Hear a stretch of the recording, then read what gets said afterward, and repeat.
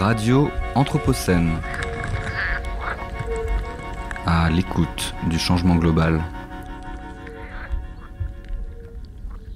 Bonjour aux auditrices et auditeurs de Radio Anthropocène. Vous écoutez Terreau commun, une émission radiophonique animée par Archipel, maison de l'architecture, qui donne la parole aux actrices et aux acteurs de la métropole de Lyon.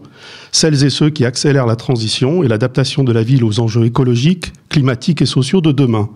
Terreau commun, un espace de ressources, une bibliothèque de voix, un creuset de projets en cours d'expérimentation ou réalisés qui vont dans le sens du mieux et du moins. En écho à l'exposition Rivière urbaine, 4 enquêtes géophotographiques du photographe Pierre Suchet, présentées à Archipel à partir de demain, jeudi 18 janvier, et jusqu'au 30 mars 2024, nous recevons aujourd'hui 2 invités, tous 2 représentants du SAGIRC, syndicat du bassin de l'Iseron.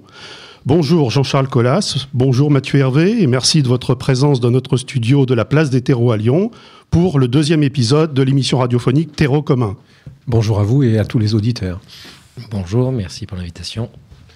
Jean-Charles Collas, vous êtes président du SAGIRC, vice-président de la métropole, délégué au déplacement, aux intermodalités, à la logistique urbaine. Vous êtes également vice-président délégué du Citral et conseiller municipal à Oulin. Mathieu Hervé, vous n'êtes, je dirais, que directeur du SAGIRC. Mais vous œuvrez quand même tous les deux, en tant qu'élus et techniciens, au sein du syndicat mixte d'aménagement et de gestion de l'Iseron, du Ratier et du Charbonnière, qui est en charge de la gestion et des aménagements des cours d'eau du bassin versant de l'Iseron.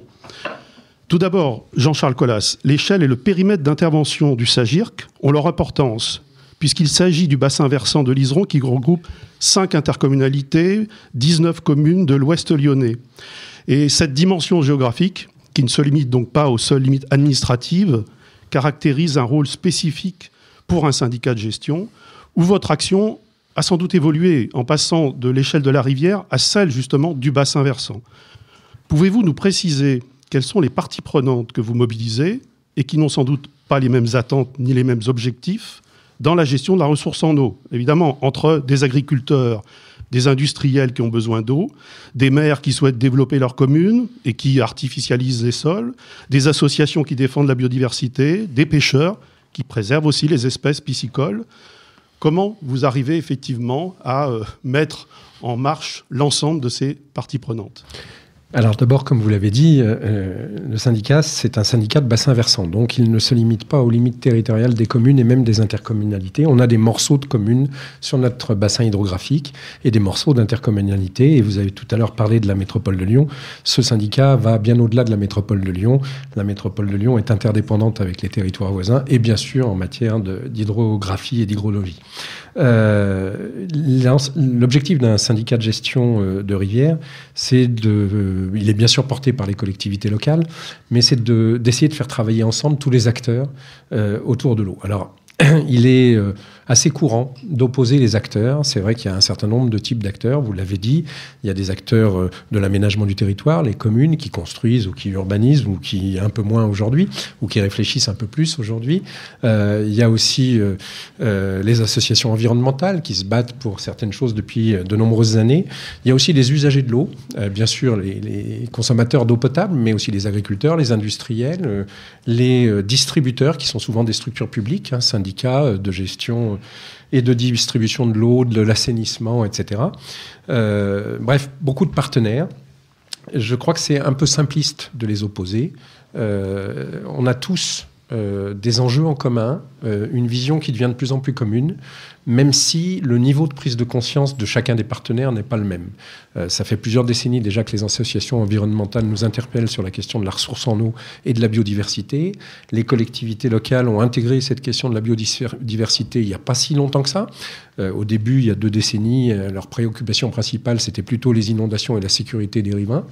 Maintenant, elles ont bien pris en compte, et en tout particulier sur ce territoire qui est assez précurseur, cet enjeu de la biodiversité. La question de la ressource en eau est arrivée plus récemment, avec bien sûr les épisodes de sécheresse. Et puis, plus récemment encore, la question de l'eau et de ces espaces naturels comme espace de respiration pour les habitants du territoire et au-delà. On l'a vu pendant le confinement où notamment certaines zones de ce bassin versant de l'Iseron étaient très investies par les gens qui avaient besoin de nature, notamment en période de canicule. Et donc tous ces usages-là sont à la fois parfois en contradiction, en tout cas en conflit d'intérêts et conflit d'usage, mais en même temps sont nécessaires à la survie de la population et donc de l'espèce humaine autour de ce territoire. Donc je pense que les acteurs ne sont pas opposés, ils commencent à mieux travailler ensemble, mais ils n'ont pas encore le même niveau d'intégration des enjeux. On comprend bien dans ce que vous exposez que vous êtes au cœur on pourrait dire un écosystème d'acteurs publics, privés, mais votre syndicat agit aussi sur des milieux périurbains où cohabitent justement plusieurs espèces humaines, non humaines, aquatiques, terrestres. Et on imagine bien que cela vous demande de concilier milieu naturel, occupation anthropique, notamment dans vos actions en matière de restauration, renaturation écologique de l'Iseron. Mathieu Hervé, pouvez-vous revenir sur la manière dont vous prenez en considération cette coexistence des milieux au sein de ce bassin versant de l'Iseron? Bien sûr. Quelque part, l'homme, il façonne son territoire où qu'il soit, et les rivières et les milieux aquatiques, ils n'ont pas fait exception à ce phénomène. Alors on peut parler de mise en place de prises d'eau, de moulins, ou encore même à une époque d'artificialisation des rivières pour évacuer les déchets lorsqu'on n'avait pas encore les systèmes d'aujourd'hui. Et quelque part en milieu périurbain et urbain, il y a, en plus de tout ça, on a aussi utilisé ces zones qui étaient souvent peu aménagées pour y développer les villes, les routes, l'assainissement. Et donc voilà, c'est un territoire qui, comme le reste, est affecté par l'homme, et avec un usage du territoire qui évolue avec la société. Et tout ça, ça impacte le travail du SAGIRC, puisque le rôle du SAGIRC, c'est sur ces espaces-là, sur ces milieux-là, de venir accompagner ça pour trouver le meilleur compromis entre notre société et ces milieux. Et donc on va le faire de plusieurs aspects, à la fois en anticipant le développement, l'effet du développement de notre ville sur nos rivières, en accompagnant les autres acteurs, c'est comme le disait M. Collas, avec un travail très partenarial. Et puis après on va aussi agir quelque part en réparant les erreurs du passé, en essayant de supprimer des ouvrages qui aujourd'hui n'ont plus d'usage ou qui peuvent être modifiés pour être mieux adaptés à nos problématiques actuelles. Là, je citerai par exemple ce qu'on fait sur tout ce qui est seuil, qui aujourd'hui empêche la remontée des poissons en période de sécheresse, qu'on va aménager ou supprimer pour repermettre à la nature de s'adapter. Donc ça, c'est un aspect du volet périurbain, puisque tout ce travail-là en milieu périurbain, il va être complexifié et intensifié, parce qu'on est sur des milieux où on a beaucoup agi en tant qu'homme sur cet aspect-là. Un deuxième aspect, quelque part, c'est que la rivière et les milieux aquatiques, c'est un milieu qui est vivant, la biodiversité se développe, on a des arbres, on a des hommes qui viennent autour, on a tout ça. Et notre société, elle a quelque part besoin de sécurité vis-à-vis des inondations, vis-à-vis de stabilité quelque part là-dessus. Et donc nous, on vient accompagner le meilleur compromis possible entre ce milieu vivant qui a envie de reprendre sa place, qui a envie de développer de la nature, et les enjeux de notre société, par exemple pour limiter le risque d'inondation ou éviter des effondrements de routes, parce que la nature et la rivière ont envie de reprendre sa place à ces endroits-là. Et donc là, on vient travailler pour trouver les meilleurs compromis, pareil avec tous les acteurs du territoire. Et le dernier aspect, c'est, je pense, ce qu'évoquait M. Collas. On est sur des milieux où il y a, en milieu urbain et périurbain, beaucoup d'hommes. On a aujourd'hui des milieux qui sont de plus en plus prisés par l'homme, mais aussi par la nature, parce que c'est les derniers havres de fraîcheur en été. Et donc, il y a tout un travail pour accompagner cette bonne cohabitation qui est très important et qu'on fait avec des partenaires aussi du territoire, comme les espaces naturels sensibles et j'en passe. Vous vous préoccupez, comme vous venez de l'évoquer, des cohabitations entre l'humain et les milieux, mais votre syndicat est également confronté à l'amplification des effets du dérèglement climatique, à des situations toujours plus extrêmes. Une probabilité renforcée des occurrences d'inondations, par exemple, et sur un bassin qui a des fortes pentes et qui donc aussi limite l'infiltration dans les sols avec un effet de ruissellement important. Mathieu Hervé, une part importante de votre travail, justement, consiste à anticiper la gestion des risques en menant une réflexion sur soit un déficit d'eau d'un côté, une sécheresse, soit de fortes inondations de l'autre. Et les habitants, j'imagine, se souviennent sans doute de la crue historique de 2003, mais comment aujourd'hui, concrètement, votre syndicat se prépare à gérer ces effets du dérèglement ? Alors, plus qu'un travail du syndicat, quelque part, le syndicat, il travaille surtout à la préparation du territoire de manière globale à ces phénomènes. Comme vous le dites, on travaille sur l'adaptation de l'homme et de notre société aux extrêmes en termes d'eau, quand il y a beaucoup d'eau, quand il y a très peu d'eau. Quand il y a beaucoup d'eau, on va avoir du ruissellement, on va avoir des inondations. Quand il y en a très peu, on va avoir des sécheresses et des mortalités. Et donc, on travaille sur l'adaptation du territoire pour anticiper ces phénomènes. On sait que le changement climatique va venir accentuer ces phénomènes avec plus d'orages, plus espacés, plus de sécheresse en été. Et donc, on va travailler sur les deux aspects.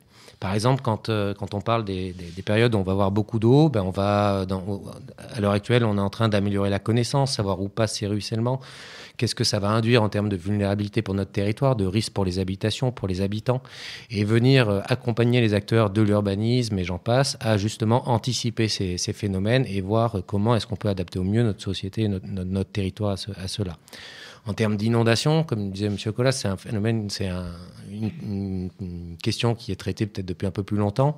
On a déjà, sur les 10 dernières années, travaillé à élargir les rivières, endiguer les rivières. Donc ça nous a permis d'apporter quelque part un certain niveau de mise en sécurité des citoyens, mais qui peut être amené à évoluer avec le changement climatique. Et donc là, la commande et le souhait, c'est d'aller encore plus loin.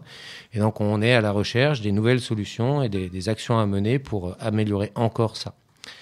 Après, ça, c'est quelque part, c'est ce qu'on fait nous, mais on travaille aussi avec les autres acteurs du territoire, les communes et j'en passe, l'État, sur la préparation du territoire à ces phénomènes pour qu'on réagisse au mieux, malgré les aménagements, le jour où il y aura une crue, parce que ça peut toujours arriver. Et donc là, on travaille plutôt sur comment est-ce qu'on anticipe ça, comment est-ce qu'on mesure, comment est-ce qu'on anticipe les crues qui vont dépasser nos objectifs, comment est-ce qu'on fait en sorte que tout le monde mène la bonne action à travers le travail avec les plans communaux de sauvegarde des communes, à travers un travail avec les citoyens.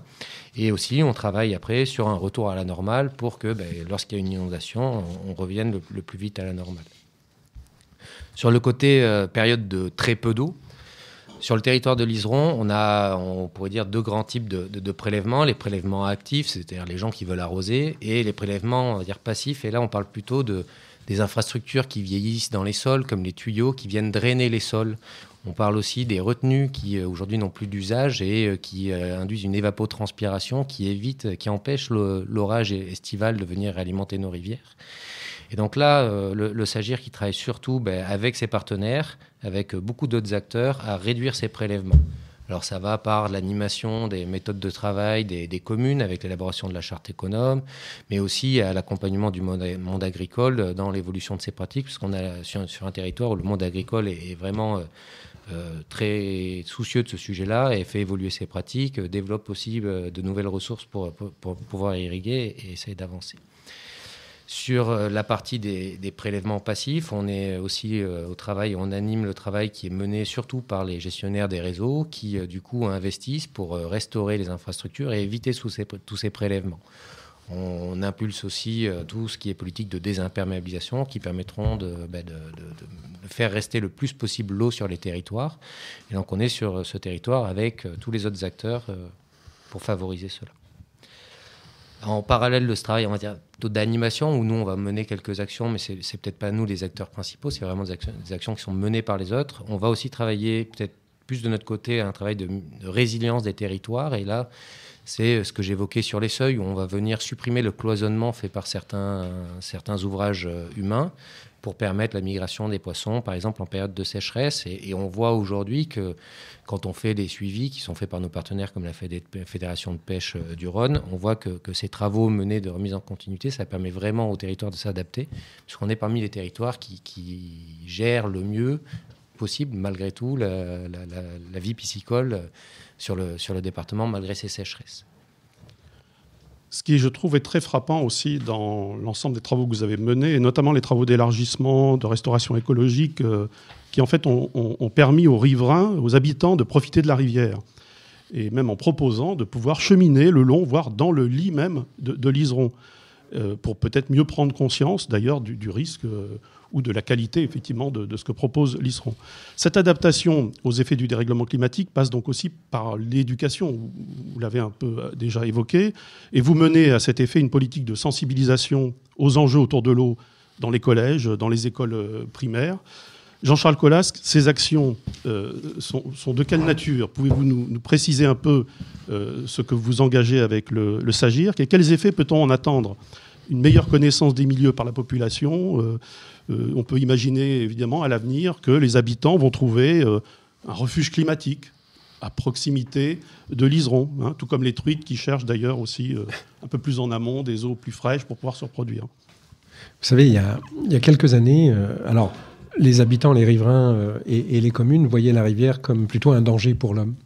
Depuis quelques années, la prise de conscience de la richesse de ce milieu et de la richesse que peut apporter le milieu aquatique et la rivière à un territoire, avec tout ce que vous avez cité, bien sûr, cette prise de conscience a commencé à évoluer. Elle a bien sûr été en premier lieu dans les acteurs du territoire et les collectivités locales. Et du coup, après avoir enterré les cours d'eau, asséché les zones humides, urbanisé un milieu naturel, hein, on accompagne, on essaye d'accompagner l'ensemble des acteurs pour faire machine complètement arrière.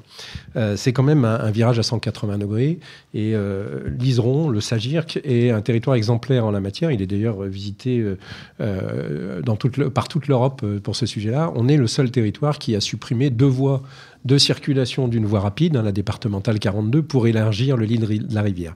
Donc cette prise de conscience, elle est déjà quand même bien présente. Mais nous pensons, et nous sommes nombreux à penser, que les adultes de demain, ce sont les enfants, et les meilleurs éducateurs des adultes, ce sont leurs propres enfants. Donc on a lancé un grand développement de l'éducation à l'environnement. C'est une porte d'entrée dans le territoire, la rivière et tout ce qui est lié au milieu aquatique, pour les éduquer à l'environnement.